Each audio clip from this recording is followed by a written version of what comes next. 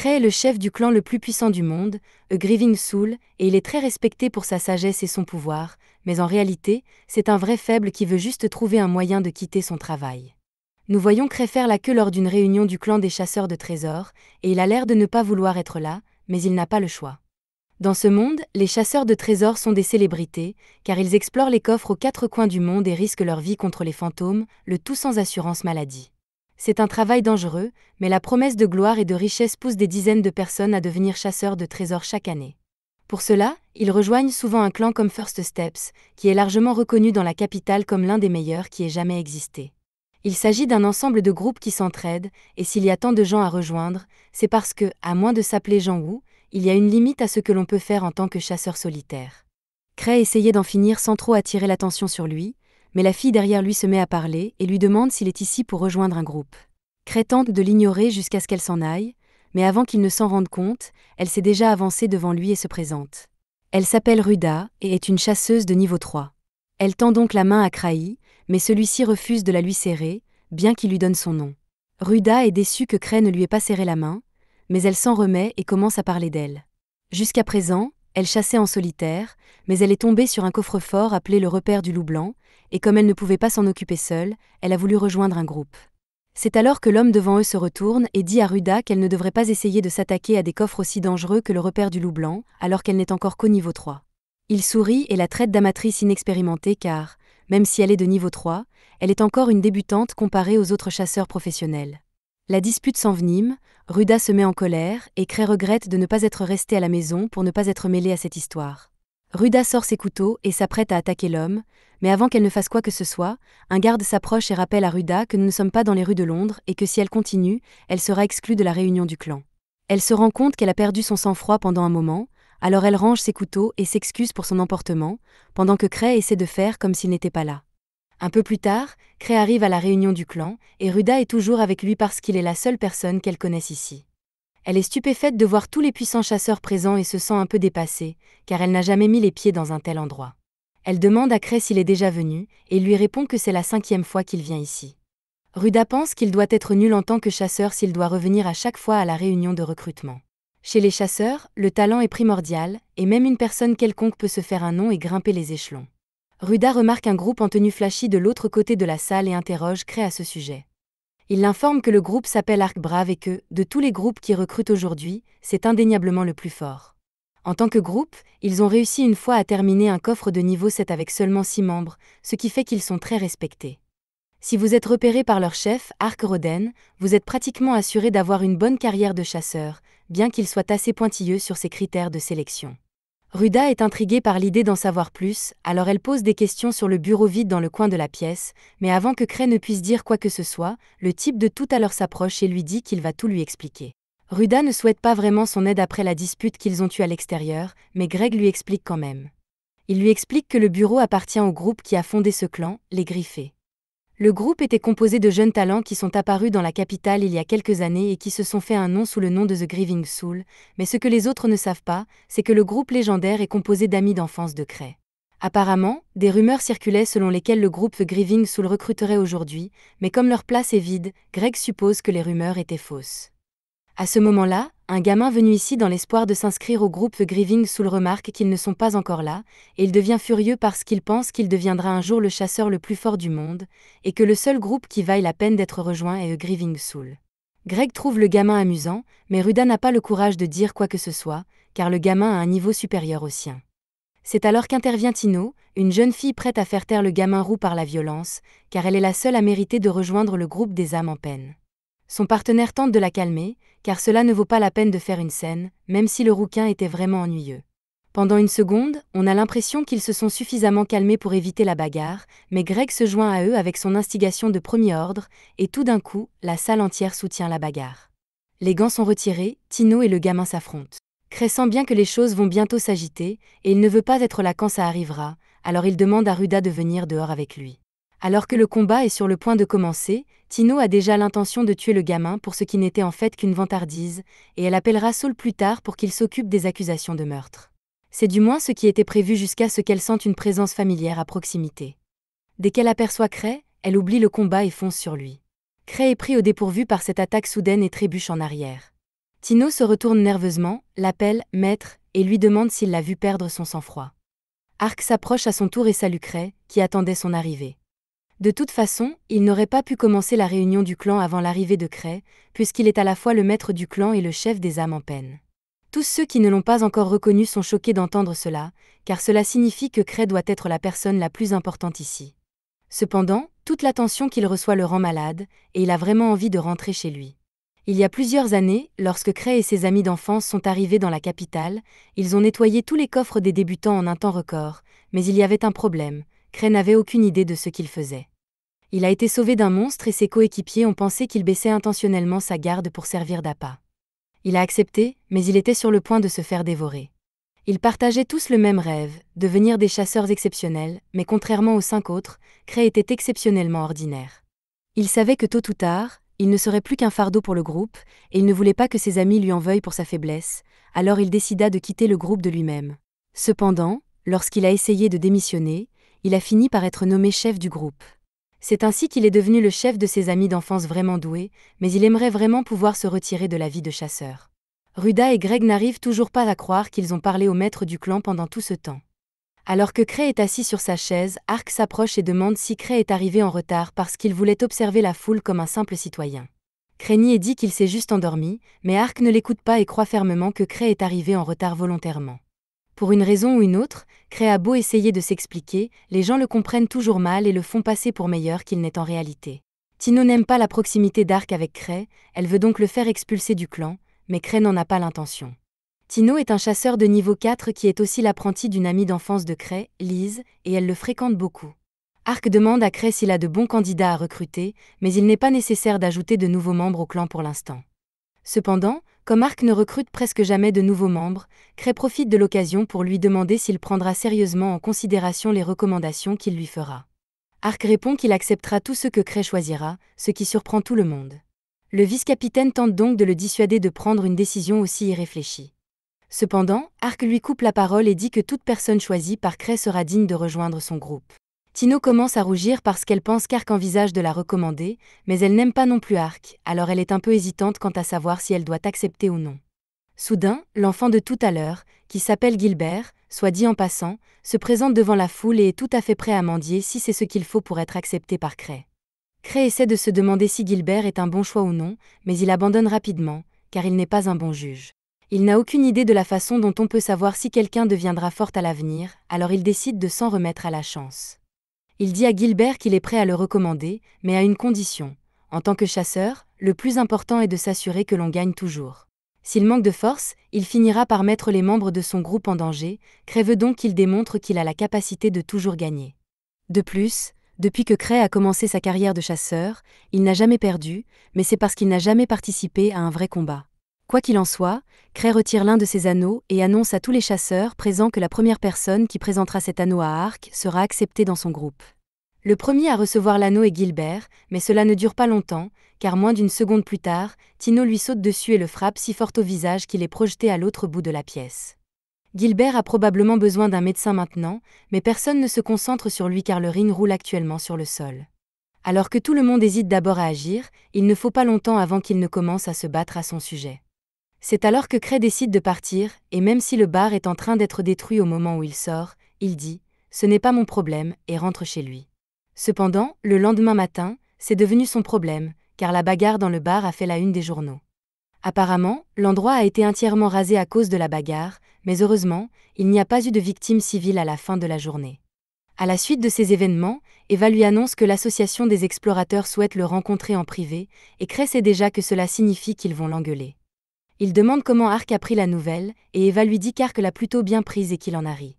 Comme Ark n'est probablement pas fâché, Cray veut profiter de sa bonne humeur pour lui envoyer la facture de la reconstruction du bar et lui demander de s'occuper de la réunion avec l'association. Mais Eva l'informe que la réunion lui est spécifiquement destinée, et qu'il n'y a donc aucune chance qu'il s'en sorte cette fois-ci. Même s'il essaie de l'ignorer, le directeur de l'association, Gark, va le traquer comme il le fait toujours. Cray cède donc et accepte d'y aller, mais il utilisera son arme secrète pour en finir le plus vite possible. Et cette arme secrète, c'est de ramper et de s'excuser.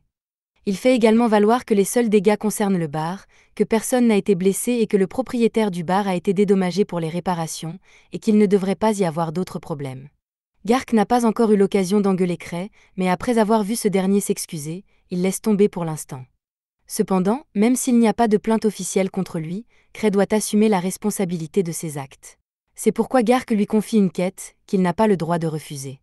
L'association reçoit toutes sortes de quêtes pour les chasseurs, mais avec un tel volume, il y a forcément des quêtes si difficiles ou si peu rémunératrices que personne ne veut les faire. Ces quêtes sont ce que les chasseurs appellent des « corvées », et Cray ne veut vraiment pas avoir à s'occuper de l'une d'entre elles, alors il essaie de jouer la comédie, disant qu'il est trop important pour être coincé dans une corvée. Cependant, Gark ne le laisse pas s'en sortir, et Cray doit donc en choisir une. Cray ouvre le livre des quêtes et commence à chercher la quête la plus facile, et parmi toutes celles qui sont disponibles, le niveau le plus bas est de 3, alors il choisit celle-là. Il avait l'intention de confier le travail à Ark, mais lorsqu'il part à sa recherche, Tino l'informe qu'Ark est actuellement en réunion avec des nobles. Il sera absent pendant un certain temps, et personne d'autre n'est là, alors Cray n'a pas beaucoup d'options pour se débarrasser de son travail. C'est alors qu'il remarque que Tino porte sa bague, ce qui signifie que c'est elle qui a gagné son petit jeu hier, mais cela mis à part, il lui demande si elle est libre en ce moment. Tino est excitée car elle pense qu'il veut l'inviter à un rendez-vous, mais à son grand désarroi, il lui dit qu'il a une quête pour elle. Elle s'enfuit immédiatement, mais même si elle est rapide, Cray a des moyens de la rattraper. Il convoque son chien de chaîne, Silver, et lui demande de capturer Tino. En peu de temps, Cray l'attache sur une chaise pour qu'il puisse discuter de la quête avec elle. Elle se sent trahie parce qu'elle voulait juste sortir avec Cray et qu'il l'oblige à faire cette quête merdique toute seule. Cray lui demande si le problème est qu'elle ne veut pas le faire seule, et Tino répond qu'elle ne serait pas opposée à l'idée si Cray se joignait à elle. Cependant, cela signifierait que Cray devrait faire un vrai travail, et il choisit donc d'envoyer Tino en mission avec un groupe de chasseurs qu'il a rencontré hier. Il y a 6 ans, lorsque le groupe de Cray est arrivé à la capitale, ils étaient sur le point d'entrer dans l'association pour s'inscrire officiellement en tant que chasseurs, mais Cray a commencé à avoir des doutes dès qu'ils ont franchi la porte. Luke lui a dit d'arrêter de s'inquiéter autant, car c'est lui qui leur a suggéré de devenir les meilleurs de la capitale. Mais Cray ne s'inquiète pas de la force de son ami, il s'inquiète parce qu'il sait qu'il ne fera que les tirer vers le bas. Luke lui dit d'arrêter de dire des bêtises et prend sur lui d'ouvrir les portes de l'association et de déclarer qu'il est le plus fort épéiste du monde, suivi par Liz qui déclare qu'elle est la plus forte voleuse du monde. Après une telle entrée en matière, il n'y a pas de retour en arrière possible, et Cray se rend à la réception pour inscrire son groupe. Cependant, il veut leur faire regretter de l'avoir choisi comme chef, alors quand on lui demande de choisir un nom pour son groupe, il décide de choisir quelque chose de nerveux et appelle le groupe Grieving Soul, âme en deuil, sans aucune raison. Les autres membres du groupe trouvent ce nom trop sombre, mais lorsque Cray tente d'utiliser son mauvais sens de l'appellation comme excuse pour ne plus être le chef, ils changent tous d'avis et disent qu'ils adorent ce nom. De retour au présent, Cray organise une réunion avec toutes les personnes à qui il veut confier son travail, et Greg n'arrive toujours pas à croire que Cray est vraiment le maître de la guilde des Grievers. Aussi difficile à croire que cela puisse être, Cray confirme sa position, ce qui signifie qu'il est aussi le fameux « 1000 tours » dont tout le monde a entendu parler. Dans l'association, lorsqu'un chasseur atteint un certain niveau d'accomplissement et de prestige, il reçoit des noms spéciaux et devient pratiquement une célébrité. Cray s'est retrouvé avec Touzantric comme deuxième nom, mais Gilbert refuse de croire que Cray dit la vérité parce que Touzantric est censé être la personne la plus forte de la capitale, et Cray a l'air de ne jamais s'entraîner. Tino prend immédiatement la défense de Cray et dit que c'est Gilbert qui est trop faible pour comprendre la puissance de Cray, bien que Cray n'ait aucune idée de quelle puissance elle parle, car il n'est appelé le plus fort que grâce à ses amis qui le félicitent sans cesse. Cray demande alors à Gilbert et aux autres s'ils veulent accepter le poste, mais Gilbert refuse d'accepter une demande de Cray parce qu'il ne croit toujours pas que Cray est le plus fort de la ville.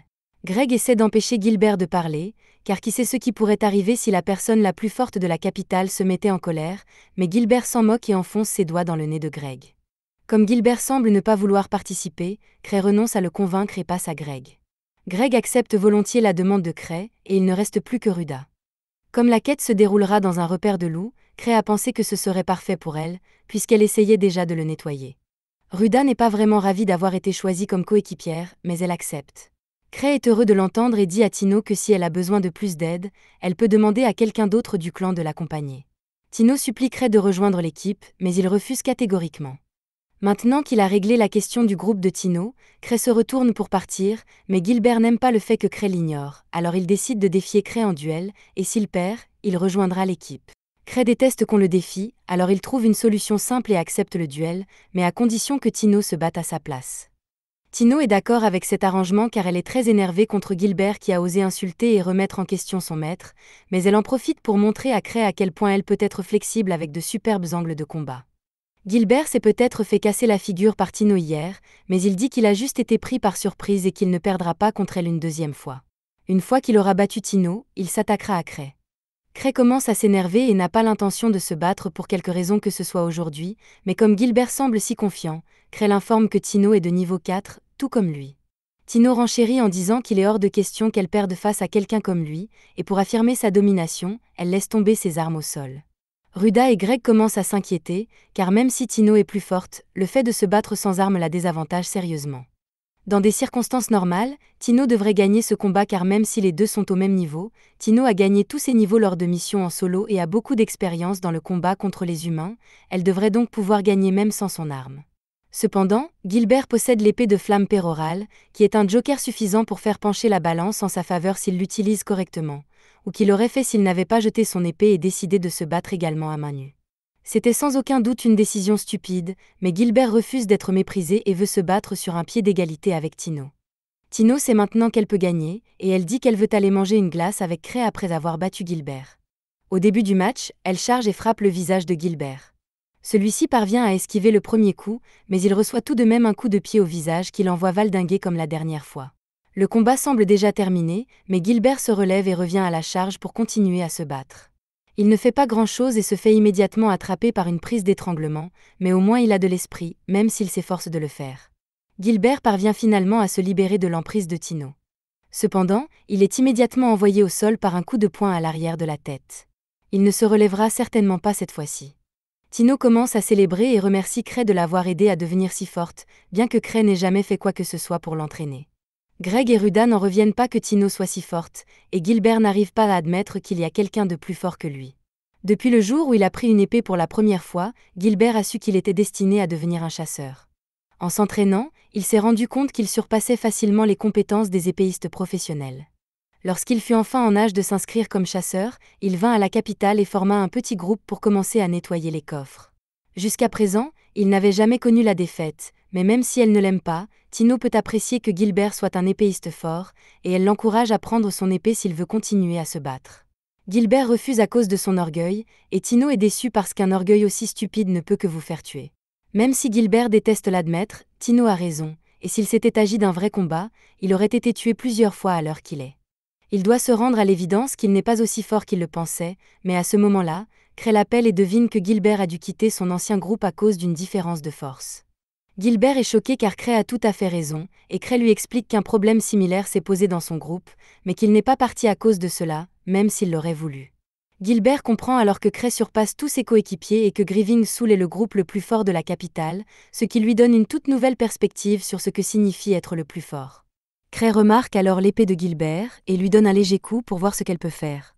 Des flammes commencent à en sortir à l'ordre de Cray, et Gilbert est stupéfait car depuis qu'il possède l'épée, il n'a jamais réussi à attirer des flammes aussi grandes que celles de Cray, et encore moins à les contrôler à ce point.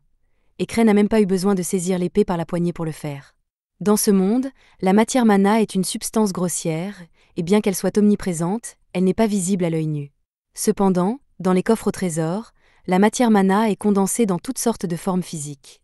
Mais il y a encore beaucoup de choses que l'on ne comprend pas. L'antre du loup blanc est l'une de ces chambres fortes, et on dit que des fantômes de loup trempés dans le sang s'y développent. Cray est donc content d'avoir envoyé les autres et de ne pas avoir eu à y descendre lui-même. Eva lui demande s'il est sûr que c'était une bonne idée d'envoyer des chasseurs inexpérimentés dans l'antre du loup, mais il pense que ça devrait aller puisque l'antre n'est que de niveau 3 et qu'ils sont tous les 4 assez compétents. Il tient également à remercier Eva pour les informations qu'elle lui a données sur Gilbert, car c'était vraiment drôle de voir sa réaction lorsque Cray a deviné au hasard tout un tas de choses sur son passé. Elle est ravie d'avoir pu lui rendre service, mais elle a aussi entendu parler de la façon dont Cray a utilisé les reliques de Gilbert sans effort, et elle veut savoir comment il s'y est pris. Cray explique que la relique était simple et qu'il pouvait la contrôler immédiatement. Même Gilbert, aussi inexpérimenté qu'il soit, a pu l'utiliser sans trop d'entraînement, alors Cray ne pense pas que ce qu'il a fait soit si impressionnant. Pourtant, il n'y a rien que Cray aime plus que de collectionner des reliques, alors il envisage sérieusement de demander à Gilbert de lui vendre l'épée.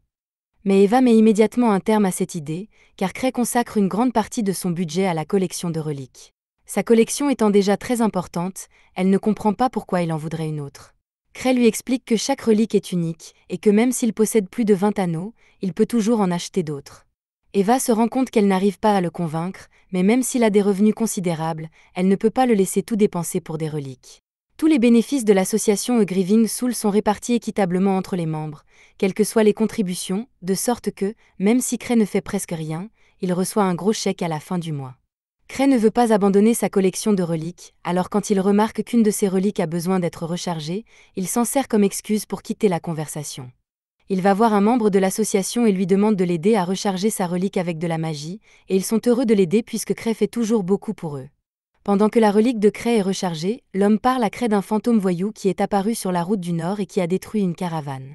3 chasseurs de niveau 3 gardaient la caravane, le fantôme doit donc être puissant, et les chevaliers de 3e ordre recrutent actuellement un groupe d'extermination. Le rapport indique que le fantôme était un loup, et l'endroit n'est pas loin de l'antre du loup blanc, il doit donc venir de là. Il y a probablement eu une reproduction massive de loups, ce qui signifie que le repère grouille d'ennemis à l'heure où nous parlons, et que quiconque a la malchance de s'y trouver va passer un sale quart d'heure. Cray tente de dissiper ses inquiétudes et se dit que le groupe de Tino n'a probablement rien à craindre, mais les gens avec qui il est assis commencent à parler du fait que les monstres de l'antre du loup blanc se sont considérablement renforcés ces derniers temps, si bien que l'association a envisagé d'élever le niveau de menace. En fait, le groupe d'un lancier de niveau 5 a fini par disparaître dans ce caveau. Si bien qu'il est impossible que quelqu'un de moins de niveau 5 puisse s'en occuper. Cray est très inquiet et décide de jeter un coup d'œil à la quête qu'il a reçue plus tôt, réalisant seulement maintenant qu'il était censé sauver le lanceur de niveau 5 et son groupe. Il aurait dû lire les détails de la quête avant d'envoyer Tino et les autres là-bas, mais il est trop tard pour les rappeler maintenant. Les autres convives voient Cray agir bizarrement et lui demandent si quelque chose ne va pas.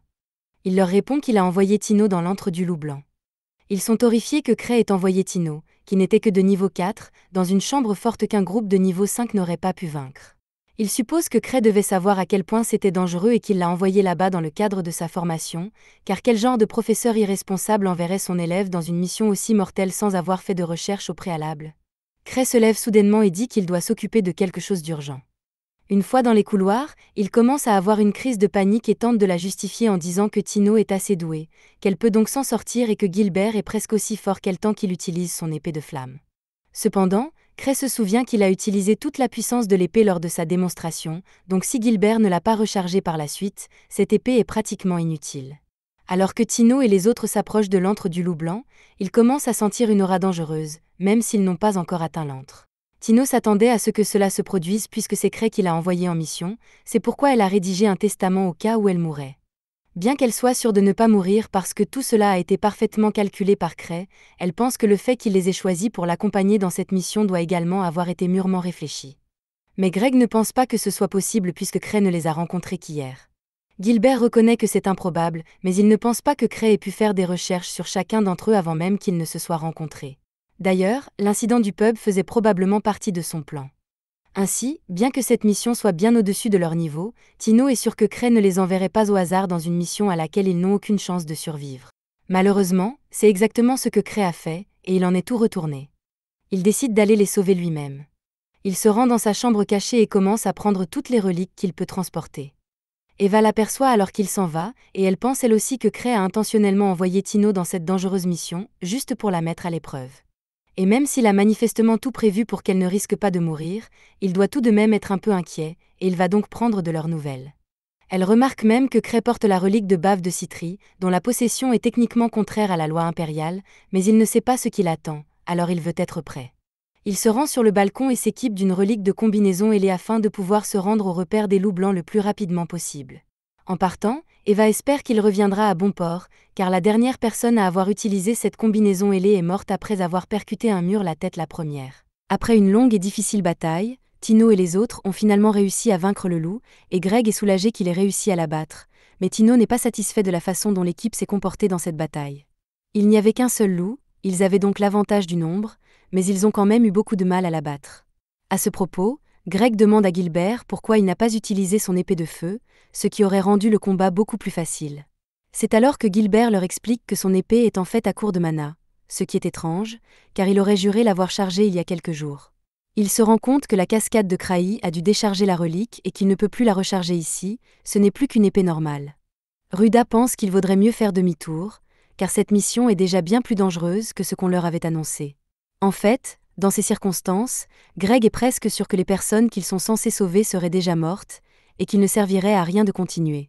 Cependant, Tino prend la parole et dit à tout le monde qu'ils vont s'en tenir au plan, quoi qu'il arrive. Greg tente de faire valoir que leur survie est plus importante qu'une mission de récupération de cadavres, mais Tino le corrige car elle sait pertinemment qu'il ne s'agit pas d'une mission de récupération de cadavres. Elle est sûre que les cibles du sauvetage sont encore en vie dans la chambre forte parce que c'est Cray qui l'a envoyé sur cette mission, et il ne se trompe jamais. En fait, l'épuisement du mana de l'épée de Gilbert a dû être fait intentionnellement, car il ne veut pas qu'il se repose trop sur les reliques. Les autres sont convaincus et décident de suivre son exemple et de poursuivre la mission. Mais une fois arrivés à la tanière des loups, ils découvrent que tous les loups sont équipés d'armure et d'armes, et qu'il sera difficile de vaincre un grand nombre d'entre eux. Gilbert se porte volontaire pour sortir en premier et essayer d'éliminer quelques loups, mais Tino le traite d'idiot parce qu'il se ferait tirer dessus avant même de s'approcher suffisamment. Elle est la chef de l'équipe, à ce titre, elle doit s'assurer que tous les membres de l'équipe reviennent vivants. Comme Ruda et elle sont agiles, elle dit qu'elles vont courir et attirer les tirs des loups, après quoi Greg et Gilbert attaqueront par derrière. Les armes à distance ne devraient pas être une grande menace une fois qu'ils seront proches d'eux, mais même si les choses deviennent incontrôlables, elle refuse de sacrifier qui que ce soit. Pendant ce temps, Cray est en train de voler vers la tanière des loups, et il espère vraiment que Tino parviendra à survivre, même si elle doit sacrifier tous les autres pour y parvenir. Heureusement, Tino n'est pas là pour l'entendre, et elle continue à se battre avec les autres pour assurer la survie de l'équipe. Grâce à leur collaboration, les membres de l'équipe ont réussi à vaincre les monstres qu'ils ont rencontrés jusqu'à présent, même si cela n'a pas été facile. La principale raison pour laquelle ils ont pu vaincre les loups de cette manière est que les loups n'ont pas le sens du travail d'équipe, de sorte que lorsqu'ils sont de plus en plus nombreux à s'approcher de l'équipe, Gilbert et Greg sont persuadés qu'ils peuvent les abattre. Tino reconnaît que même si c'est la première fois qu'ils travaillent ensemble, cette équipe de fortune fonctionne étonnamment bien. Elle n'aime peut-être pas la personnalité de Gilbert, mais c'est un combattant puissant lorsqu'il utilise son épée, et Greg a beaucoup d'expérience, ce qui lui permet de bien s'entendre avec lui. Quant à Ruda, elle n'est pas très utile en termes de combat, mais comme elle et Tino sont tous deux des voleurs, Ruda peut s'occuper de la reconnaissance, ce qui permet à Tino de se concentrer sur le combat. Ruda est persuadée que chaque petit détail de la structure de cette équipe a été soigneusement pensé par Cray, et elle commence à le prier comme une sorte de dieu. Pendant ce temps, alors que Gilbert combat un loup dans le dos, il a un flashback de la dernière fois qu'il a parlé aux membres de son ancien groupe. Il s'était emporté contre eux parce qu'il ne faisait pas le poids. Ses coéquipiers se sont excusés et ont dit qu'ils n'arrivaient pas à le suivre, alors il a décidé de démissionner et de voler de ses propres ailes. Au fond de lui, il savait que ses anciens coéquipiers faisaient de leur mieux, mais l'écart de force entre eux et lui ne cessait de croître, si bien qu'il ne pouvait plus rester avec eux. Après cela, il n'a plus chassé qu'en solitaire, mais il sait maintenant à quel point il est agréable de travailler côte à côte avec quelqu'un. Gilbert et Greg parviennent à abattre le dernier loup de cette section, et l'équipe poursuit son chemin jusqu'à ce qu'elle tombe sur une vaste zone ouverte. Ils sont sur le point d'entrer, mais tout à coup, Tino demande à tout le monde d'attendre parce qu'elle sent quelque chose d'autre dans la pièce. Les autres se demandent si ce n'est pas le chasseur qu'ils sont censés sauver, mais d'après ce que Tino peut dire, le chef de la chambre forte se trouve devant eux. Greg pense que combattre le chef est un trop grand risque à prendre, il suggère donc qu'ils s'enfuient tous pour l'instant. Mais Tino fait remarquer qu'ils ont déjà réussi à se rendre jusqu'ici sans souffrir de blessures, alors un seul chef de voûte ne devrait pas être trop difficile à battre. Elle dit à Greg qu'il devrait faire preuve d'un peu plus de courage, car jouer la carte de la sécurité tout le temps ne l'aidera pas à grandir. Greg admet qu'il s'est contenté de son niveau de force parce qu'il est possible de gagner correctement sa vie en tant que chasseur de niveau 4. Avant même de s'en rendre compte, il s'est mis à fuir au moindre signe de défi, et son penchant pour la lâcheté est sans doute dû au fait qu'il a vu tous ses amis mourir à cause d'une bravoure insensée. Personne ne reprocherait à Greg de mener une vie de chasseur tranquille, mais le fait qu'il ait approché le clan des premiers pas prouve qu'il veut continuer à grandir, et Cray a dû s'en rendre compte, c'est pourquoi il l'a mis dans cette équipe. Greg ne croit pas que Cray ait pu réfléchir autant pour le placer dans l'équipe, mais quelle autre explication pourrait-il y avoir ? Il est impossible que Cray l'ait choisi au hasard parce qu'il n'était pas loin à ce moment-là. Ruda demande si Cray l'a choisi pour une raison particulière, mais la seule chose remarquable que Tino peut dire à propos de Ruda, c'est qu'elle a de grosses laitières. Pendant ce temps, Cray vole autour de la forêt près de la tanière des loups, et il espérait que Tino et les autres s'enfuiraient de la chambre forte une fois qu'il aurait réalisé qu'elle était beaucoup plus dangereuse que ce à quoi il s'attendait. Malheureusement, il n'a pas encore réussi à les repérer, alors il doit aller vérifier la tanière maintenant. Le wing-sui n'ayant pas de frein, il finit par s'écraser dans les tunnels de la tanière des loups. Pendant ce temps, Tino et les autres viennent de rencontrer le boss du donjon, et il est bien plus grand que ce à quoi ils s'attendaient. Alors que le boss fait le premier pas, l'équipe est obligée de se séparer et de commencer à courir autour de la pièce pour l'éviter. Mais même sans l'affronter directement, ils savent que cette chose est incroyablement forte, et même Tino commence à se demander s'ils pourront la maîtriser. C'est alors qu'elle repère un point faible sur la tête du loup, et elle se rappelle que Cray ne l'aurait jamais envoyée sur une mission qu'il ne pensait pas qu'elle pourrait mener à bien, alors elle ne peut pas se permettre d'abandonner. Elle crie à Gilbert et lui demande de bloquer l'une des attaques du loup pour elle, après quoi elle s'occupera du reste. Gilbert accepte et, alors que le loup se rapproche d'eux, il charge pour attirer son attention. Alors que le loup le frappe, il bloque l'attaque avec son épée, et alors qu'il pense que le loup est totalement sans défense, Greg se précipite pour lui taillader les pattes, mais malheureusement, il se fait écraser comme un vulgaire insecte. Les autres ont l'air de bien s'en sortir, puisqu'ils se déplacent beaucoup plus vite que lui. Quelques secondes plus tard, Greg se relève et tente de rejoindre le combat, mais la seconde après, son épée est coupée en deux et le loup tente de lui asséner un coup mortel. Heureusement, Ruda a pu s'écarter à temps et le loup l'a manqué. Maintenant que la hache du loup est plantée dans le sol, Tino court dessus pour s'approcher de sa tête. Le loup tente de l'arrêter en lui griffant la jambe, mais Tino résiste à la douleur et poignarde le loup en plein dans la nuque. Le monstre loup est enfin vaincu, et lorsque Tino retombe sur le sol, Ruda va la voir, car elle a été gravement blessée. Tino dit qu'elle va s'en sortir car elle a une potion de guérison sur elle, ce qui lui permet de se remettre en grande partie de sa blessure. Pendant ce temps, Greg est un peu contrarié par le fait que son épée ait été brisée, mais il est toujours en vie, ce qui n'est pas si mal. Maintenant qu'ils ont réussi à vaincre le boss du coffre, le groupe pense qu'il ne leur reste plus qu'à retrouver les chasseurs disparus et à retourner en ville, alors Tino donne son épée à Greg pour qu'il s'en serve en attendant. Mais tout à coup, une flèche géante est tirée directement sur la poitrine de Tino, et bien qu'elle ait réussi à l'esquiver, le combat contre le boss n'est pas terminé, car 4 autres boss entrent en scène avec de nouveaux chargements. Il a fallu beaucoup d'efforts pour vaincre l'un d'entre eux, si bien que Tino n'est pas sûr de ce qu'il faut faire contre les 4 autres, et elle suggère qu'ils courent tous dans cette grotte étroite pour se séparer des loups. C'était un plan solide, mais les loups l'ont compris aussi, et l'un d'entre eux saute devant la grotte et en bloque complètement l'entrée. Greg et Gilbert se regardent et prennent la décision difficile de rester en arrière et de distraire les loups pendant que Ruda et Tino s'échappent. Les deux sont les plus rapides de l'équipe, ils ont donc les meilleures chances de survie dans une telle situation, et les gars leur feront gagner du temps. Tino ne sait toujours pas quoi faire et se demande ce que ferait Cray dans une telle situation. Soudain, elle se souvient de la bague qu'il lui a offerte, ce qui lui donne une idée. Elle annonce aux autres que personne ne se sacrifiera aujourd'hui et qu'elle chargera au premier loup. À ce moment-là, elle veut que tout le monde la soutienne. Greg et Gilbert prennent l'initiative et attirent l'attention du loup pendant que Ruda lui lance des kunai dans l'œil. Alors qu'il est temporairement aveuglé, Tino active la relique de l'anneau de tir, ce qui lui permet de tirer un rayon laser directement dans l'œil du loup, le rendant aveugle en un instant. C'est l'occasion rêvée d'attaquer, et Gilbert se précipite pour porter le coup de grâce. Cependant, même si le loup ne pouvait pas voir, il était capable de le sentir venir, et il a projeté Gilbert contre un mur. Tino vient le voir et Gilbert s'excuse de s'être blessé si gravement. Mais Tino lui dit qu'il n'a rien fait de mal, car c'est l'échec de son plan qui a conduit à cela. Ils n'ont plus d'idées à ce stade, et il semble qu'ils vont vraiment trouver leur fin dans ce caveau. Cependant, juste avant que le loup n'attaque, il est projeté contre le mur avec une force incroyable. Cray a atterri au bon endroit, mais il est tellement troublé par ce qui se passe qu'il ne remarque pas que l'un des loups s'en prend à lui. Cependant, grâce à l'une de ses nombreuses reliques, il est totalement indemne. Cette attaque aurait normalement dû le tuer, mais il a emporté une tonne d'anneaux de protection avec lui, ce qui lui laisse 17 vies. Il pointe ensuite le loup du doigt et active tous ses anneaux de tir à pleine puissance, envoyant une puissante explosion sur le loup, qui est projeté au loin. Tout le monde est impressionné par la puissance de Cray, mais il n'avait même pas l'intention d'attaquer, il a juste paniqué en voyant le loup et a agi par instinct. Malheureusement, malgré la puissance de l'explosion, le loup se relève.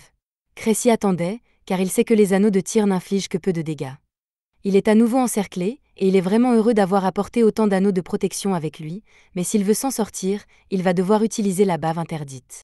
Il la retire de son collier et l'inspecte un peu avant de la jeter dans la foule de loups et de dire à tout le monde de commencer à fuir. La jambe de Tino est encore légèrement blessée, elle ne peut donc pas courir aussi vite que d'habitude, et Cray court plus lentement pour protéger les arrières de tout le monde, c'est du moins ce que tout le monde pense, mais il s'avère que Cray est en fait très lent par rapport à eux. Pendant qu'elle court, Tino a un flashback du premier jour où elle a rencontré Cray, c'est-à-dire lorsque son groupe l'a sauvée de la vente d'esclaves par des voyous de la rue. Depuis ce jour, Tino s'est entichée de Cray et cherche constamment son approbation. Une fois qu'ils sont en sécurité, elle attend nerveusement la réponse de Cray, car elle n'a pas pu terminer la mission. Avant que Cray ne dise quoi que ce soit, Ruda prend la parole et dit que même si elle n'a pas réussi à vaincre les boss, elle s'est quand même bien débrouillée en tant que chef. Cray reconnaît qu'elle s'est bien débrouillée, surtout parce qu'il s'attendait à ce qu'ils soient tous morts, mais elle les a gardés en vie. Tino est très heureuse d'être félicitée, mais Cray remarque la blessure qu'elle a laissée à la jambe et utilise une de ses reliques de guérison pour la remettre sur pied. Greg demande à Cray s'il va vaincre les boss, mais il répond que ce n'est pas la meilleure option compte tenu des circonstances, et il leur dit de le suivre. À présent, Cray ne se soucie plus de la mission de sauvetage et veut juste partir, mais il n'a aucune idée de l'endroit où se trouve la sortie, alors il ne fait que mener le groupe en rond. Tino et Ruda sont tous deux des voleurs, et il aimerait bien qu'ils fassent un peu de reconnaissance, mais ils sont persuadés que Cray sait où il va, même s'il ne le sait pas. À ce moment-là, Gilbert prend la parole, et après tout ce qu'il a appris, il est certain que le grand Cray doit savoir ce qu'il fait, mais il a l'impression qu'ils errent sans but. Il demande si Cray les emmène vers la sortie, mais avant que Cray ne puisse répondre, Tino prend la parole et lui dit que ce chemin ne mène pas à la sortie. Elle a une idée approximative de la disposition du repère depuis qu'elle a vu une carte, elle sait donc qu'il se dirige dans la direction opposée à la sortie, et Cray doit avoir ses raisons pour cela. Ruda lui fait aussi totalement confiance, mais elle aimerait que Cray leur dise au moins où ils vont, mais ils restent silencieux. Ils finissent par arriver à un embranchement, et Cray décide au hasard du chemin à prendre, mais au moment où ils se retournent, tout le monde est sous le choc, car Cray vient de les conduire aux chasseurs blessés qu'ils ont été envoyés secourir. Bien sûr, Cray n'a toujours aucune idée de ce qu'il fait, mais comme tout le monde semble se diriger vers l'autre chemin, il les suit. Lorsqu'il les voit s'occuper des chasseurs blessés, il s'étonne que Tino les ait remarqués, car il ne l'aurait certainement pas fait. Le chef du groupe de blessés s'appelle Dave, et il remercie Tino de les avoir secourus. Tino lui répond que c'est Cray qu'il devrait remercier, car il n'aurait jamais pu arriver jusqu'ici sans lui.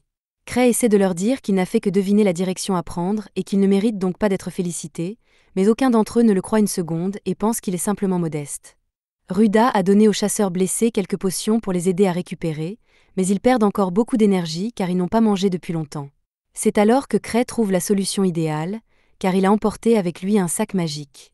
Il a une quantité quasi infinie de chocolat à l'intérieur, mais la seule chose que le sac peut stocker est du chocolat, donc il est plutôt inutile en dehors de ce scénario. Greg dit à Dave qu'il est content qu'il aille bien, car lorsqu'il a appris qu'un groupe de niveau 5 avait disparu dans ce donjon, il a eu peur qu'il leur soit arrivé quelque chose de terrible. Dave lui répond qu'ils ont survécu de justesse, ce que Gilbert a du mal à croire car, même si ces loups étaient forts, il est impossible qu'un groupe de niveau 5 ait été submergé par des monstres de ce niveau. Cependant, Dave ne parlait pas des loups, mais plutôt d'un petit fantôme couvert d'ossements qui, à lui seul, a mis à mal leur groupe. Quelle que soit cette chose, c'est l'incarnation même de la rancune. Il a le contrôle total de la chambre forte, et c'est donc probablement la malédiction de la lune d'argent qu'il habite. Il représente la rancune et le ressentiment de tous les monstres qui ont été tués, et grâce au coffre, il a gagné en puissance jusqu'à devenir un monstre absolu. Dave et le reste du groupe sont considérés comme les meilleurs en termes de force, et pourtant chacun d'entre eux était complètement impuissant face à cette bête. À tel point que Dave qualifie ce monstre de rival de Tuzansword, le membre de The Grieving Soul. Tuzansword est considéré comme le plus fort épéiste de la capitale.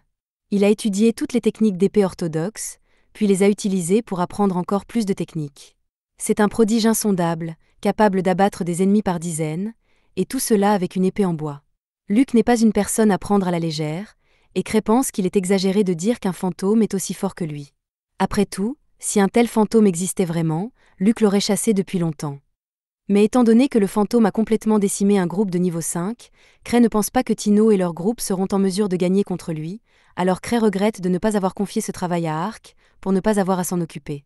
Dave poursuit en disant que le monstre jouait avec leur vie et qu'il ne les a pas tués immédiatement la dernière fois qu'ils se sont battus, mais que s'il le rencontre à nouveau, il les achèvera sans aucun doute. Ruda se tourne vers Cray et lui demande ce qu'ils doivent faire, mais Cray panique intérieurement parce qu'il n'était pas préparé mentalement à faire face à cette situation. Il regarde dans le vide pendant un moment avant de trouver une idée et de dire à Ruda qu'ils doivent donner la priorité à la sécurité des blessés, et qu'ils doivent donc s'échapper de la chambre forte avant toute autre chose. De plus, comme c'était à l'origine la mission de Tino, il lui dit que c'est elle qui est responsable à partir de maintenant. Tino pense qu'elle ne mérite pas le rôle de chef quand quelqu'un d'aussi grand que Cray est là, mais Cray insiste pour qu'elle prenne la tête parce qu'il ne veut pas le faire. Tino finit par accepter d'être à nouveau le chef, et elle est d'accord avec ce que Cray a dit à propos de l'évasion de la chambre forte, donc elle va mener tout le monde vers la sortie.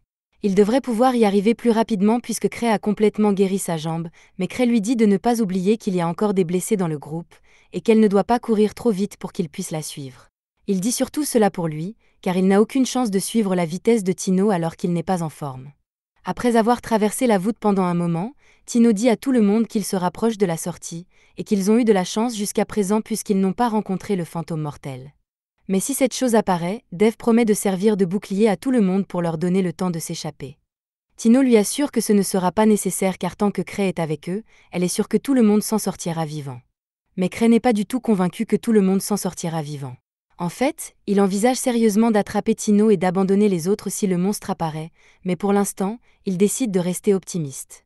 Il lui reste 5 anneaux de sécurité, ce qui lui permettra au moins de survivre un peu s'il doit vraiment se battre, mais il n'a pas d'autres reliques utiles sur lui. Les anneaux de tir ne fonctionnent pas, et il a laissé tomber la seule relique d'épée qu'il avait en volant jusqu'ici, alors il est difficile d'être optimiste.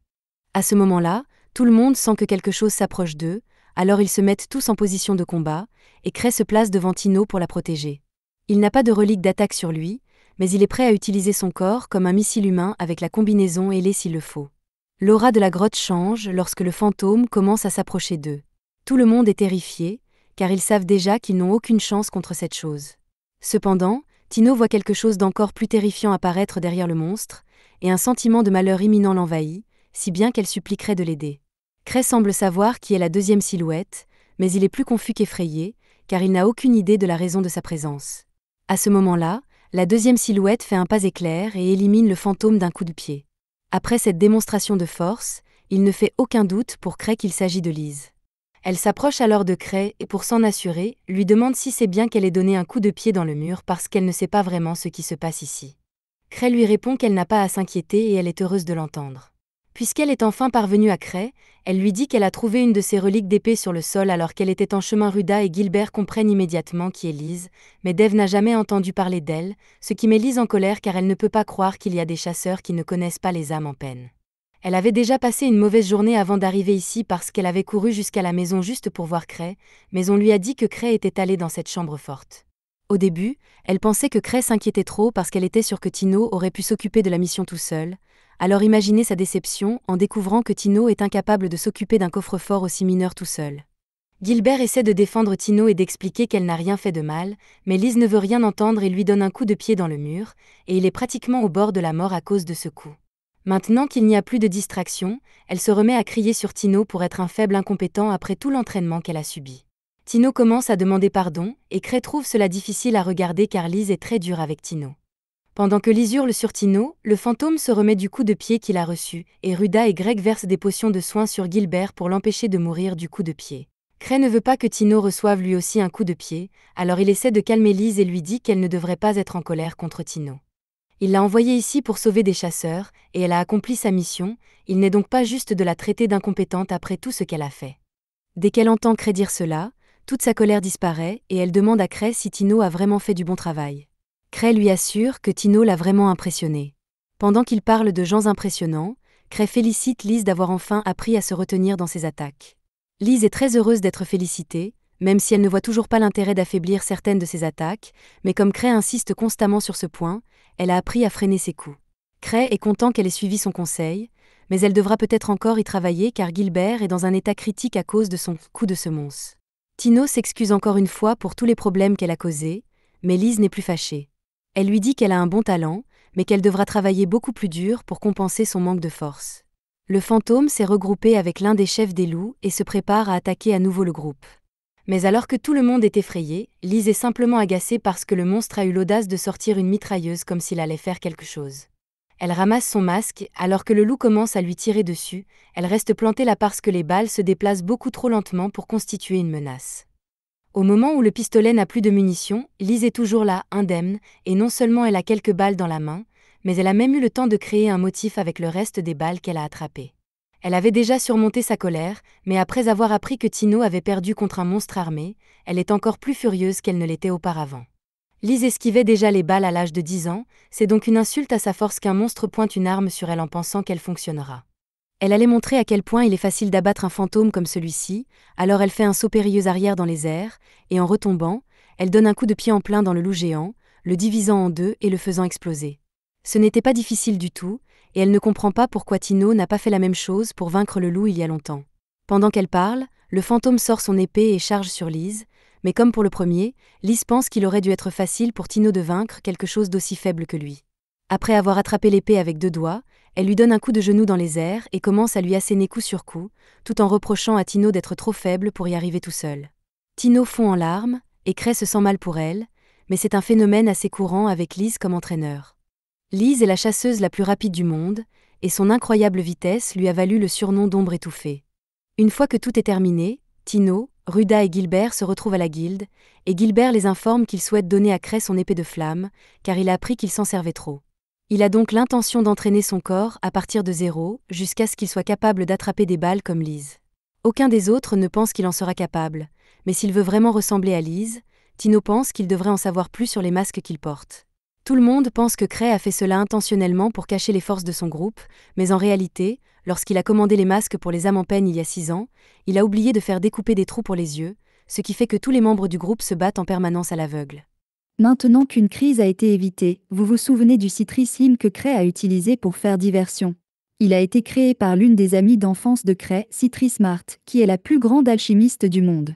L'une de ses expériences élaborées ayant abouti à la création de cette bave, elle a décidé qu'il serait plus sûr de la donner à Cray pour qu'il la garde en lieu sûr.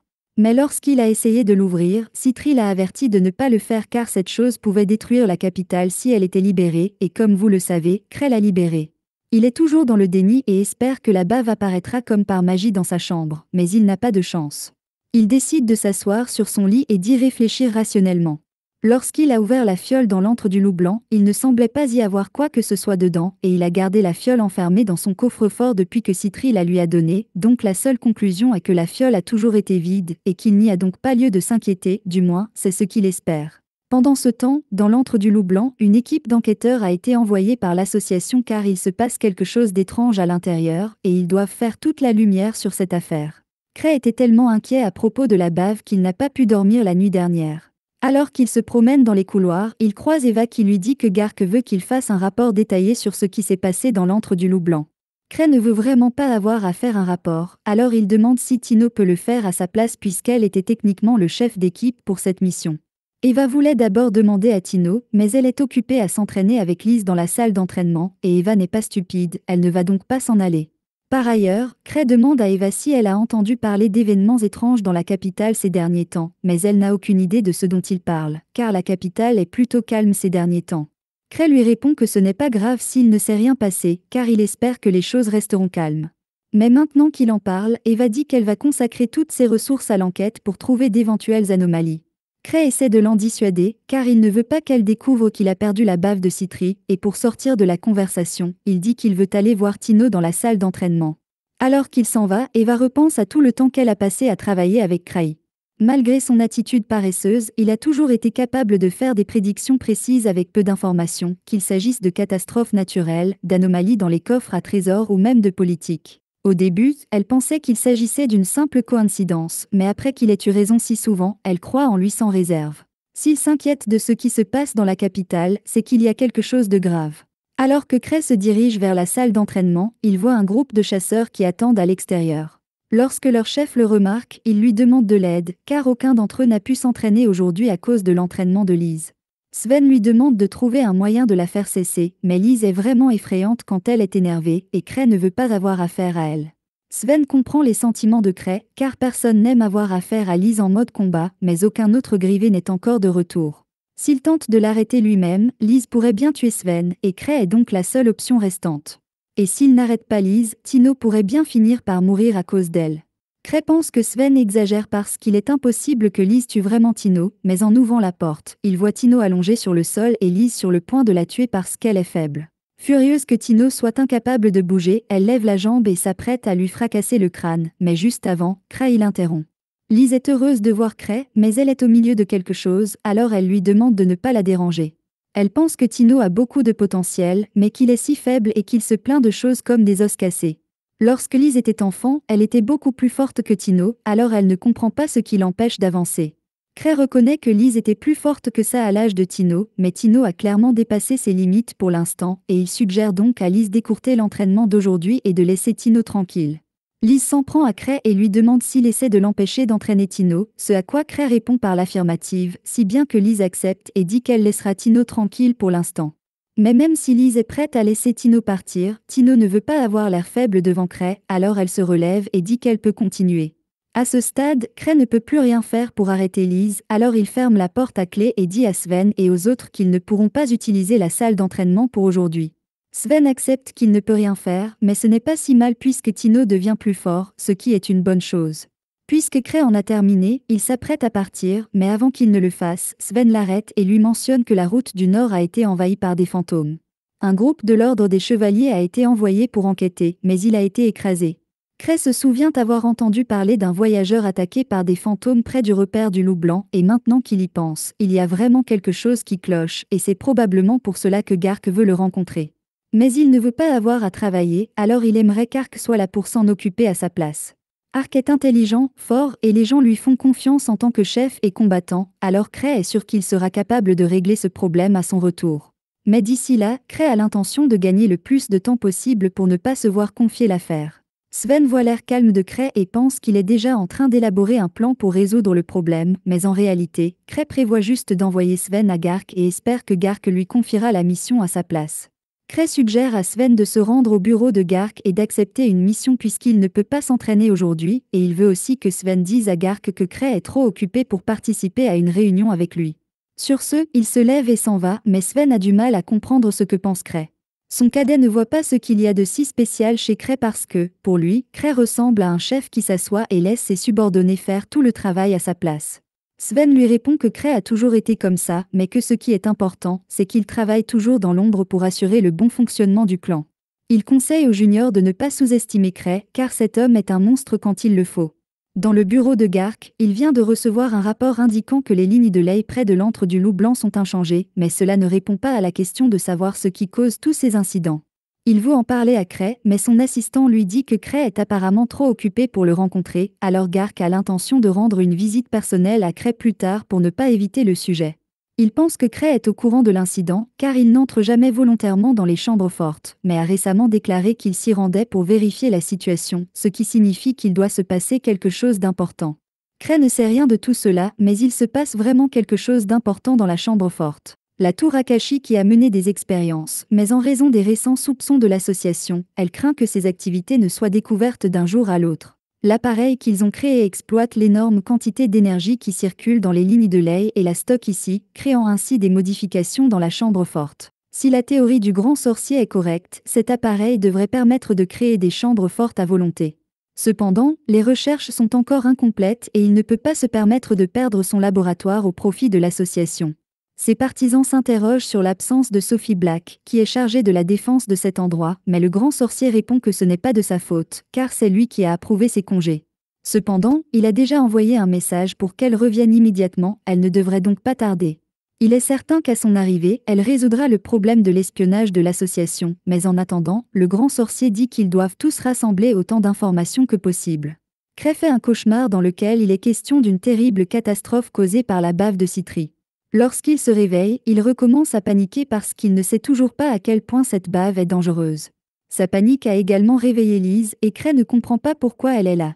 Mais elle se faufile tout le temps dans son lit, ce qui n'a rien d'anormal pour elle. Puisqu'ils sont tous les deux réveillés, Lise demande si Cray est occupé aujourd'hui parce qu'elle espérait qu'ils puissent sortir ensemble, mais Cray pensait que Lise avait prévu d'entraîner Tino aujourd'hui. Lise dit qu'elle donne à Tino une pause pour guérir de toutes ses blessures. Comme aucun des deux n'a grand-chose à faire aujourd'hui, Cray ne voit pas d'inconvénient à sortir avec Lise, et c'est une bonne occasion pour lui de se changer les idées après le cauchemar qu'il vient de vivre. Pendant ce temps, Gark vient de se présenter pour chercher Cray et la réceptionniste s'étonne qu'il soit venu jusqu'ici, mais Cray continuerait à l'éviter. C'est alors que Cray et Lise descendent et Lise est furieuse de voir Gark ici, car elle ne veut pas que quelque chose vienne gâcher son rendez-vous avec Cray. Gark essaie d'être poli et lui demande ce qui est arrivé à la voûte du palais de la nuit sur laquelle elle devait faire un rapport, mais Lise ignore sa question et commence à l'insulter pour avoir toujours compté sur Cray. Gark commence à perdre patience et lorsque Lise lui donne un coup de pied, c'est la goutte d'eau qui fait déborder le vase, alors il se retrousse les manches et est prêt à lui donner une leçon. Pendant ce temps, Cray ne veut pas être là et demande à l'assistante de Gark si elle veut monter avec lui. Pendant que Kaina et lui discutent, elle l'informe des résultats de leur reconnaissance. Cray trouve que c'est une bonne chose que les lignes de mana soient normales, mais il est bien plus préoccupé par l'autre problème qui se pose. Kaina est confuse et demande ce que Cray veut dire par l'autre problème, mais Cray ne veut pas lui dire qu'il a libéré un Slim qui pourrait détruire le pays, alors il lui dit que les détails sont encore confidentiels. Il lui dit qu'il aimerait aller enquêter un peu plus, mais qu'il est occupé aujourd'hui et qu'elle devrait peut-être demander à Ark de le faire, surtout parce que Cray ne pourrait jamais s'occuper d'une vraie mission tout seul.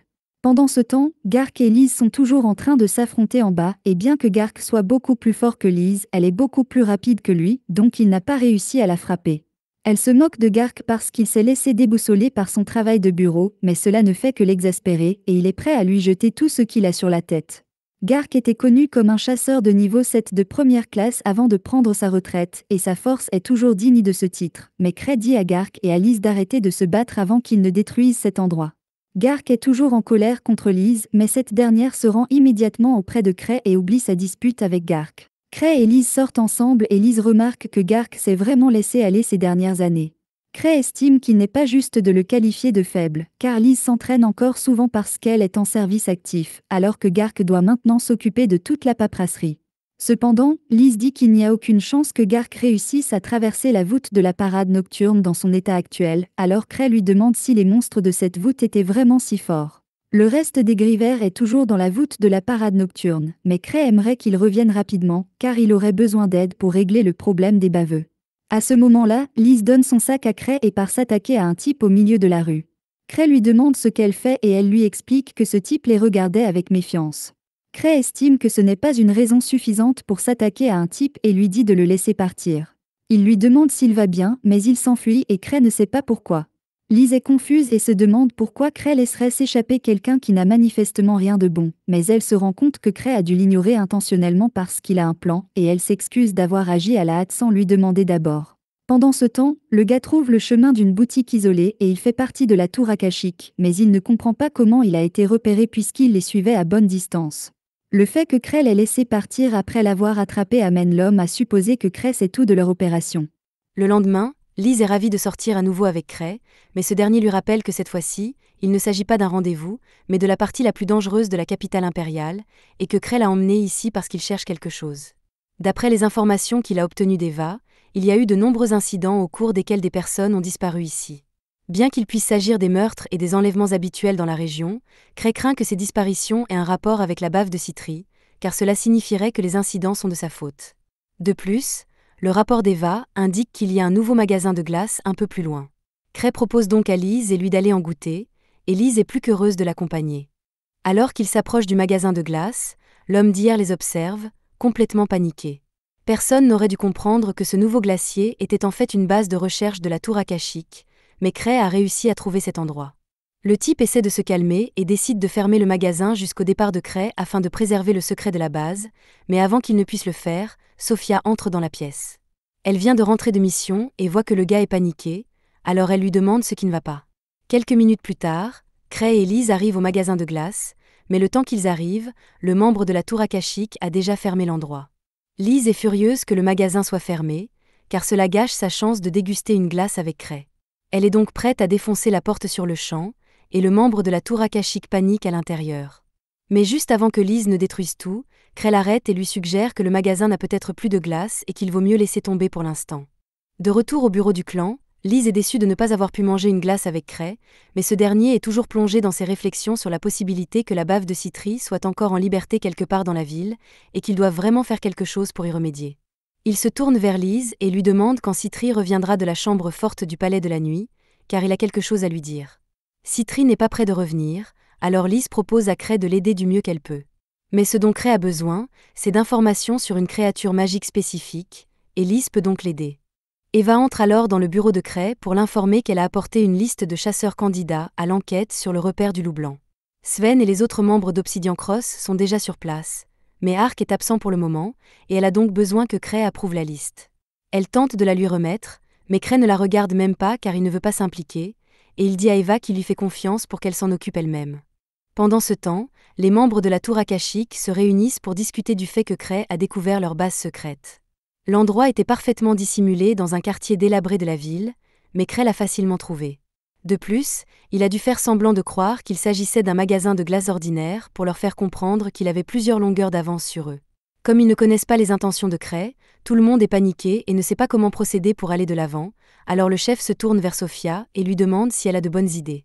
Sophia ne semble pas aussi inquiète que les autres et déclare calmement qu'ils devraient entrer en guerre contre le clan de Kraï. Les autres membres de l'Akashique sont choqués et lui demandent si elle pense vraiment qu'ils ont une chance contre First Steps. Sophia répond que la tour akashique est le chercheur de vérité et que, quel que soit son adversaire, elle ne doit jamais reculer, même s'il s'agit d'un groupe de chasseurs de haut niveau. C'est d'ailleurs l'occasion pour elle de tester sa nouvelle défense, et s'ils parviennent à anéantir entièrement le groupe de Cray, il n'y aura plus personne pour s'opposer à eux. Le chef trouve son argument convaincant, sans compter que s'ils ont vraiment été découverts par Cray, il est impossible qu'ils s'en sortent sans se battre. Il dit à Sophia qu'elle est libre de faire ce qu'elle veut, et elle est très heureuse de l'entendre, car cela signifie qu'elle peut enfin s'amuser. Au même moment, Tino s'est enfin remise de sa rencontre presque fatale avec l'entraînement de Lise, et bien qu'elle sache que Lise n'essayait pas vraiment de la tuer, elle a failli ne pas s'en sortir vivante. Alors Tino décide de fêter son rétablissement en se promenant en ville. Elle remarque alors quelques carrosses garés dans la rue et, chose encore plus étrange, la salle du clan est complètement remplie de chasseurs. Elle s'approche de l'un d'entre eux et lui demande de quoi il s'agit. Il lui répond que l'association a organisé un effort commun pour enquêter sur le repère du loup blanc. Même si c'est le cas, Tino pense qu'il y a trop de monde, mais le gars lui dit que Cray voulait initialement envoyer Ark, et que tous ces gens ne sont que des remplaçants pour pallier l'absence d'Ark. Ark est l'un des 7 meilleurs chasseurs au monde. Sans lui, ils ont besoin d'un grand nombre de personnes pour compenser la puissance de feu. Un peu plus tard, Eva amène Cray pour saluer les chasseurs, mais Cray n'a aucune idée de la raison pour laquelle tout le monde est rassemblé ici. Eva lui explique qu'Ark n'est pas là pour s'occuper de l'enquête sur le repère du loup blanc, et qu'elle a donc pris la liberté de rassembler suffisamment de chasseurs pour compenser la force d'Ark. Cray se souvient avoir essayé de confier cette mission à Ark parce que c'est un type sympa qu'il juge fiable, mais il n'aurait jamais imaginé qu'Eva finirait par appeler autant de monde pour le remplacer. Et pour commencer, il n'est même pas sûr d'avoir assez d'argent pour payer tous ces gens, alors il tente de suggérer qu'il devrait diviser le groupe en deux. Tout le monde commence à paniquer, car il est impossible de survivre à une menace du niveau de l'Arche avec seulement la moitié des effectifs, et Cray ne comprend pas pourquoi ils sont si inquiets. Cray demande alors à Eva s'ils ont assez d'argent pour couvrir la récompense de chacun, et elle lui dit de ne pas s'inquiéter, car ils ont déjà demandé des fonds supplémentaires à l'association. Cependant, même si la question de l'argent est résolue, Cray ne se sent pas à l'aise à l'idée d'envoyer tous ces gens dans la voûte alors que la bave de Citri pourrait s'y trouver. Mais comme il n'a pas l'intention de leur expliquer, il accepte de les laisser partir, et si quelque chose de grave se produit, il fera comme s'il n'était pas impliqué. Juste à ce moment-là, Lise arrive et commence à se moquer de tous les chasseurs qui ont peur d'aller dans la voûte avec un petit groupe, et elle affirme que si c'était elle, elle irait seule. En fait, elle va voir Cray et lui propose de prendre la mission à sa place, mais Cray lui dit fermement non. Il sait déjà que s'il confie la mission à Lise, elle entraînera Tino avec elle, et il ne veut pas que Tino subisse cela. De plus, Lise n'a jamais été douée pour travailler avec les autres. Si elle se rendait à la voûte, elle causerait bien plus de tort aux autres groupes qui s'y trouvent. Cray déclare que tout le monde ici, à part Lise, va s'occuper de la mission, et Eva demande alors si cela signifie qu'il va également participer à la mission. Les chasseurs l'entendent et sont tout excités, car si le maître de clan de niveau 8 se joint à eux, la mission se déroulera beaucoup mieux, mais Cray ne veut vraiment pas se joindre à eux. Comme tout le monde insiste, il dit qu'il se joindra à eux, mais il prétexte une affaire urgente à régler, laissant Sven à la tête du groupe jusqu'à ce qu'il les rejoigne plus tard. Cependant, il n'a pas l'intention de se montrer avant que la mission ne soit presque terminée. Pendant ce temps, dans l'antre du loup blanc, Sven et les autres membres d'Obsidian Cross sont déçus par la difficulté de la voûte. Bien que la force moyenne des monstres ait augmenté, elle reste relativement faible, et ils ne savent pas vraiment pourquoi ils ont été envoyés ici. De retour à l'association, tout le monde se prépare à partir, et Lise supplie toujours Cray de la laisser partir en mission avec lui, mais il reste ferme sur sa décision. Il sait que Lise s'y rendra de toute façon s'il la laisse seule, alors il lui dit qu'il a un autre travail pour elle en attendant, ce qui semble la réconforter un peu. Avant que le groupe ne parte, le capitaine temporaire s'adresse à Cray et lui demande s'il a un conseil à leur donner avant qu'ils ne partent. Cray réfléchit un instant et lui dit que s'il rencontre une créature visqueuse, il doit la traiter avec la plus grande prudence. Le gars ne pense pas qu'il y ait la moindre chance que le groupe tombe sur une créature visqueuse dans la voûte de White Wolf, mais il dit qu'il gardera le conseil de Cray à l'esprit. De retour à la base de la tour akashique, Megus est fou de rage de voir l'association s'en prendre à lui en si grand nombre. Mais s'ils ont l'intention de se mettre en travers de ses recherches sur les monomatériaux, il fera tout ce qui est en son pouvoir pour les écraser. Les membres de la tour sont inquiets car leurs adversaires ont les âmes en peine de leur côté, mais Sophia leur dit qu'il n'y a pas lieu de s'inquiéter car son système de défense a été spécialement conçu pour repousser ce genre d'attaque. De plus, il n'y a actuellement que 3 âmes en peine dans la capitale, Cray, Lise et Citri. Lise peut être facilement maîtrisée en créant des contre-mesures contre ses attaques physiques, et Cray est le stratège de l'équipe, il ne peut donc pas utiliser pleinement ses compétences sans la présence de ses autres coéquipiers. Le seul vrai problème est Citri. Sophia a pris des mesures pour s'assurer que l'alchimie de Citri ne sera pas efficace contre eux, mais Sophia a une dent contre Citri, et quoi qu'il arrive, elle est déterminée à l'écraser. Elle explique à Mögus que Citri a fouillé dans ses recherches depuis qu'elle a trouvé sa thèse, et Sophia trouve cela impardonnable. Elle demande donc la permission d'utiliser tout ce qu'ils ont créé jusqu'à présent pour arrêter Citri. Mögus accepte, disant que Flick et tous les autres membres doivent suivre les ordres de Sophia quoi qu'il arrive. Ce que Flick n'est pas heureux d'entendre puisqu'il n'aime pas Sophia, mais il s'y plie pour le bien de leur mission. Ailleurs dans le repère des loups blancs, l'équipe de Sven commence à penser qu'il était inutile de venir ici puisqu'ils n'ont rien trouvé d'anormal. Ils font confiance au jugement de Sven, mais il semble que Cray les ait envoyés ici sans raison. Sven comprend qu'il puisse penser cela, mais il est sûr que Cray a une bonne raison de l'envoyer ici. À ce moment-là, Sven reçoit un message relayant l'avertissement de Cray au sujet d'une bave et le prend très au sérieux. Alors il demande à Emmerich d'actionner le sifflet d'urgence. Tous les chasseurs de la chambre forte entendent le coup de sifflet et sortent immédiatement, mais lorsqu'ils découvrent que le coup de sifflet a été donné à cause d'une bave aléatoire, ils sont furieux. Ils trouvent ridicule que Sven croie aveuglément toutes les informations de Cray, mais Sven a de bonnes raisons de faire confiance à Cray. Il ne sait pas quel danger cette bave inconnue peut représenter, et Sven pense donc qu'il est plus prudent d'attendre l'arrivée des renforts avant de poursuivre l'enquête. Les autres chasseurs pensent toujours que c'est ridicule, car ils croient qu'une bave n'apparaîtrait jamais dans une voûte comme celle-ci, mais puisque c'est un avertissement de Cray, Sven est sûr qu'il est exact. Par le passé, Cray l'a invité au hasard à une fête pour admirer des fleurs, mais lui a aussi demandé d'apporter ses armes sans raison particulière. À l'époque, Sven n'y comprenait rien, mais lorsque le groupe a commencé à observer les fleurs, la chambre forte s'est manifestée à l'endroit même où il se trouvait. Le fait que Cray l'ait prédit a convaincu Sven que Cray devait être capable de voir l'avenir. Dès lors, même si les instructions de Cray sont farfelues, Sven obéit au doigt et à l'œil. De retour au bureau de Cray, Lise le harcèle car elle veut vraiment savoir quelle mission spéciale il a prévue pour elle. Mais Cray n'a rien, il a juste inventé l'excuse pour qu'elle reste ici, mais maintenant il ne sait plus quoi dire. À ce moment-là, Lise entend quelqu'un à la porte de Cray. Il s'agit de Citri, qui vient de rentrer en ville. Elle n'était pas censée revenir avant un certain temps, mais elle a le mauvais pressentiment qu'une puissante organisation est sur le point de faire un grand coup, et elle veut donc offrir son aide. C'est la fin de l'épisode 6. Abonnez-vous pour ne pas manquer la prochaine partie.